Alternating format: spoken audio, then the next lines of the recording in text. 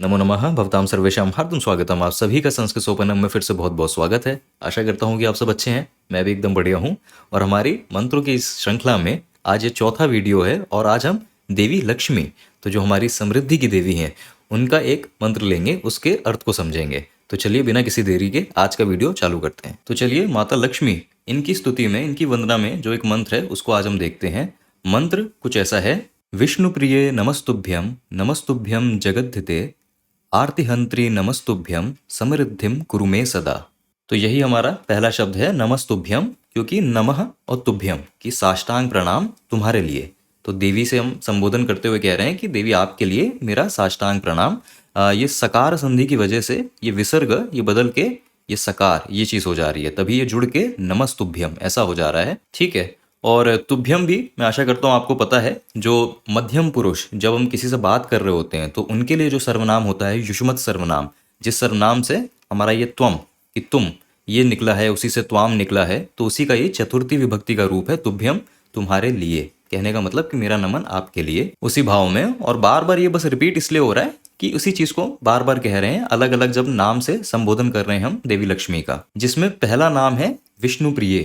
तो ये जो आप रूप देख रहे हैं विष्णु प्रिय, ये एक तरीके से संबोधना का रूप है। तो आपने अगर रामायण पढ़ी होगी और रामायण का जो धारावाहिक है उसको देखा होगा, तो जो हमारी देवी सीता हैं, तो जब श्री राम उनको ढूंढ रहे होते हैं या कभी श्री राम उनका नाम किसी एक भाव से लेते हैं, जब किसी एक भाव से उनका संबोधन कर रहे होते हैं, तब श्री राम कहते हैं सीते ना। ऐसे आपने देखा होगा कि सीते, तो वो जो वन का सीन है जब उनको ढूंढ रहे होते हैं तो सीते सीते ऐसे कहकर ही वो भाग रहे होते हैं वन में इधर उधर, क्योंकि वो संबोधना विभक्ति है कि नाम तो सीता ये है, यही प्रातिपदिका है और यही प्रथमा विभक्ति एक वचन का रूप भी यही है। लेकिन यहाँ पे संबोधना विभक्ति जो होती है, जब हम किसी को संबोधन कर रहे हैं तो उस विभक्ति के रूप में है। तो एक आकारांत सीता, ये एक आकारांत शब्द है, तो एक आकारांत स्त्रीलिंग शब्द संबोधना विभक्ति में सीता ऐसे नहीं बदल के सीते ऐसा हो जाता है। इसका कहने का मतलब सिर्फ है कि अगर आप कह रहे हैं मान लीजिए कि हे सीता, कि संबोधन करते हुए कि हे सीता, तो उस सेंस में तो आप हे सीता, वो एक्सक्लेमेशन जो होता है एक्सक्लेमेशन मार्क, हे सीता, या तो आप ऐसे कहें या फिर आप संबोधना विभक्ति का रूप का प्रयोग कर लें सीते। तो वही चीज यहाँ पे हो रही है कि यहाँ पे लक्ष्मी जी का जो नाम है वो है ये विष्णु प्रिया। इस नाम से उनको बुलाया जा रहा है, लेकिन एक जो भाव है कि हे विष्णु प्रिया, तो या तो मैं ये कहूं हे विष्णु प्रिया, या फिर वही संबोधना विभक्ति का रूप यूज कर सकता हूं, प्रयोग कर सकता हूं, तो विष्णु प्रिय। और विष्णु प्रिया यहाँ से इस नाम का मतलब तो एकदम ही साफ है कि जो विष्णु भगवान की परम प्रिय हैं। और हमें पता ही है ये बात कि श्री लक्ष्मी विष्णु भगवान की सहभागिनी है, उनकी पत्नी है, तो उसी भाव से इस नाम को दिया गया है। और अब आगे कैसे संबोधन कर रहे हैं, तो जगद्धिते। जगद्धिते का मतलब है कि हे जगद्धिता, और जगद्धिता नहीं है दरअसल, हे जगत हिता ये है। हे जगत हिता, जगत हिता का मतलब जगत की हितकारिणी, मतलब जगत का जो हित करने वाली है उनका। और ये जगत हिता, इन दोनों शब्दों के बीच में संधि हो रही है। तो पहले जस्त संधि हो रही है, जिसकी वजह से ये ता ये बदल के दा हो जा रहा है, तो बन जा रहा है जगत हिता। और फिर एक और संधि होती है जिसको हम कहते हैं पूर्व सवर्ण संधि। और उस संधि में क्या होता है कि जब ये वर्ग के तीसरे व्यंजन ता था दा, जब तीसरे व्यंजन के बाद हा ये वर्ण आ जाता है, ये अक्षर आ जाता है, तो फिर इस हा की जगह आप उसी वर्ग का चौथा व्यंजन ले आते हैं। तो ता था दा, चौथा व्यंजन है धा, तो उस हा की जगह धा आ जाता है। ये वही कि एक और संधि हो रही है।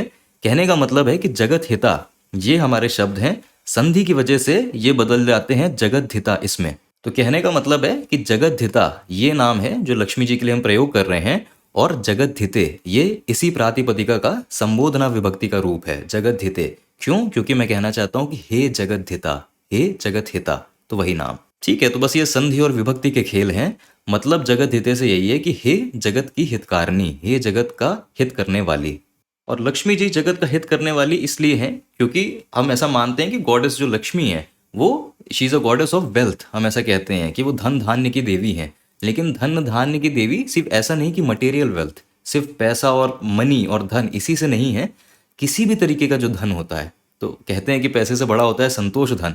तो आपके अंदर की जो शांति है वो भी एक आपका वेल्थ होता है, वो भी एक आपका धन होता है। फिर जो आसपास रिश्तों का जो प्यार होता है, जो आपके आसपास लोग होते हैं, और जो आपकी नौकरी में आपके काम में जो सफलता होती है, तो जिस भी तरह की सफलता, जिस भी तरह की समृद्धि है, तो उन सभी समृद्धि की देवी हैं देवी लक्ष्मी। इसीलिए उनको जगत का हिता कहा जा रहा है कि जो जगत का हित करने वाली हैं, कि सारे जगत का और जगत में जितने भी जीव हैं उन सभी जीव का जो भी हित है वो उसको करने वाली है, उसको प्रदान करने वाली है, इसलिए हे जगत हिता। ठीक है, वही चीज इस नाम से क्लियर हो रही है। तो सिर्फ मटेरियल वेल्थ, सिर्फ ऐसा नहीं है कि पैसा धन दौलत की बात हो रही है, हर तरीके की धन, हर तरीके की वेल्थ की बात हो रही है। खैर आगे बढ़ते हैं और अब कहा जा रहा है आर्तिहंत्री। और ये भी जैसा आप देख ही रहे हैं कि ये भी संबोधना विभक्ति का रूप है, जो दरअसल नाम है वो है ये आर्तिहंत्री। और देखिए आरती, तो इसका अर्थ होता है जो कष्ट होते हैं, जो दुख और जो कष्ट, जो पीड़ा, ये सब होती हैं, तो उसके लिए संस्कृत में ये नाम है आरती। और हंत्री, तो ये आया है हन धातु से। और हन धातु, इसका अर्थ हमें पता है कि मारना, किसी भी चीज का मारना है, किसी चीज को खत्म करना, उसका हनन करना, उस संदर्भ में प्रयोग होता है।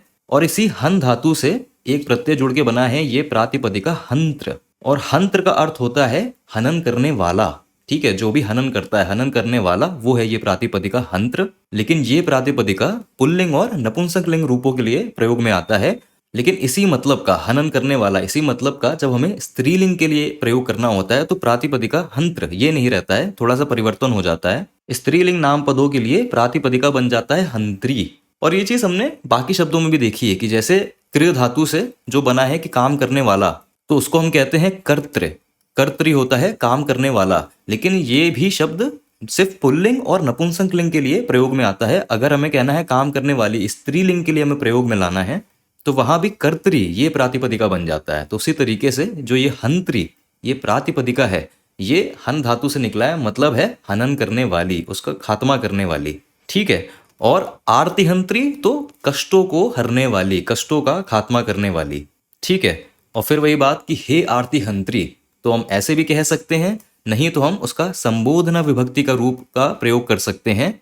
तो इस दीर्घ ई की जगह संबोधना विभक्ति में ये जो आप देख रहे हैं यहाँ पे ऋस्व ई आ जाता है, छोटी ई वो आ जाती है। तो आर्तिहंत्री, ये इस ई का रांत प्रातिपदिका का ये संबोधना विभक्ति का रूप है। कहने का मतलब वही है कि हे आर्तिहंत्री, हे कष्टों को हरने वाली, इस नाम से हम लक्ष्मी जी का संबोधन कर रहे हैं। और बात फिर वही है कि जो जगत हिता है, कि जो जगत का हित करने वाली है, तो वही कष्टों को हरने वाली भी है, कि ऐसे हमारे पास समृद्धि रहेगी, हमारे पास सुख शांति रहेगी। तो जाहिर सी बात है कि कष्टों का हरण हो गया है, हमारे कष्टों को हर लिया गया है। तो वही कि हे कष्टों को हरने वाली। ठीक है। तो 3 नामों से हमने देवी लक्ष्मी को बुलाया। विष्णुप्रिया, जो विष्णु की प्रिय है, जगतहिता, जो जगत की हितकारिणी है, और आर्तिहंत्री, जो कष्टों को हरने वाली है। उन सभी को नमस्तुभ्यम, नमः तुभ्यम, कि मेरा नमन तुम्हारे लिए है देवी लक्ष्मी। फिर हम कह रहे हैं कि मे समृद्धिम, और मे इसका तो अर्थ है वही जो ममा, उसका अर्थ होता है ममा, मे मतलब मेरा, मेरा या मेरी। और समृद्धिम, तो ये है समृद्धि को। तो मे समृद्धिम, मेरी वृद्धि, मेरी सफलता, मेरे ऐश्वर्य को क्या करें, तो कुरु सदा, कि सदा मतलब सदैव, और कुरु मतलब उसको बनाए रखें तथा उनकी वृद्धि करें। कुरु का मतलब ही होता है कि करना या बनाना। तो हम देवी लक्ष्मी से प्रार्थना कर रहे हैं कि मैं समृद्धि, मेरी समृद्धि को आप बनाए रखिए, आप उसको बनाए भी रखिए, उसका पालन भी करिए, पोषण भी करिए, और उसकी वृद्धि भी करिए। तो ये सारी प्रार्थना हम देवी लक्ष्मी से कर रहे हैं। ये कुरु जो आप देख रहे हैं, ये बस कुछ नहीं, ये धातु रूप है मध्यम पुरुष का, कि जब हम किसी को डायरेक्टली संबोधन करते हुए कह रहे हैं कि कृपया करें, तो वही चीज कि देवी लक्ष्मी को हम कह रहे हैं कृपया करें। ठीक है। तो इसी के साथ जो हमारी ये पूरी स्तुति थी, विष्णुप्रिय नमस्तुभ्यम, नमस्तुभ्यम जगद्धिते, आर्तिहंत्री नमस्तुभ्यम, समृद्धिम कुरु में सदा। तो स्तुति के शब्दों के अर्थ को समझा हमने। और एक चीज है कि ये जो आरती, ये जो आरती का अर्थ है कष्टों, तो अगर आप संस्कृत में देखेंगे तो अर्ति, इस शब्द का भी किसी किसी संस्कृत डिक्शनरी में आपको यही अर्थ दिखेगा कि कष्ट, दुख। और ऐसे ही अर्ति और आरती, तो ये थोड़े से वेरिएशन आपको दिखेंगे इस स्तुति में, कि कहीं कहीं आपको अर्तिहंत्री ये वाला लिखा दिखेगा, कहीं पे अर्तिहंत्री कि जो आधा ता है ये भी है, और कहीं पे आर्तिहंत्री कि इसी के साथ एक आधा ता है। तो ये सारे वेरिएशन आपको दिखते हैं। इन सभी का किसी न किसी संस्कृत डिक्शनरी में आपको अर्थ यही दिखेगा कि दुख, सौरो, ग्रीफ, कष्ट, तो उन्हीं की बात हो रही है। तो बस ये आपको बता दे रहा हूँ कि वेरिएशन आपको दिख जाएगा कहीं ना कहीं। तो खैर एक छोटा सा ही ये स्तुति थी देवी लक्ष्मी के लिए। बहुत ही अच्छी, बहुत ही प्यारी स्तुति है। अब कभी भी आप लक्ष्मी देवी जी के सामने प्रार्थना करेंगे तो हम इसको थोड़ा सा इस भाव के साथ बोल सकते हैं, अच्छा ही होगा। खैर मैं आपसे अगले वीडियो में मिलूंगा एक नए मंत्र के साथ, विष्णु भगवान का, उनका एक मंत्र लेंगे। तो अभी विदा लेता हूँ, वयं पुनः मिलामः। धन्यवाद।